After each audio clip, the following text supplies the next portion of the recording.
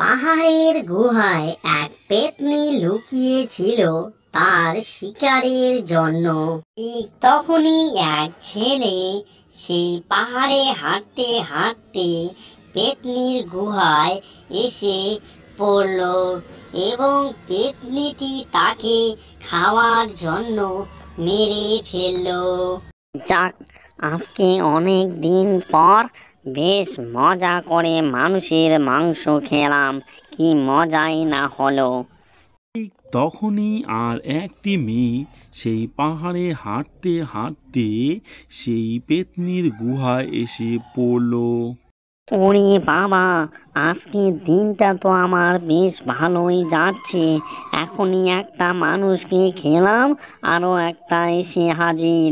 যাই হোক, এটাকে আজকে রেখে দেব, কালকে খাবো। দয়া করে আমাকে মারবেন না, মারবেন না, আমাকে ছেড়ে দাও।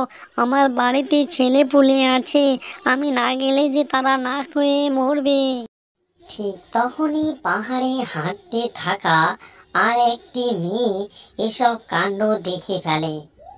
ওরে বাবা, এ কি দেখছি রে, এই পেত্নীটা তো মেয়েটিকে মেরে ফেলছে।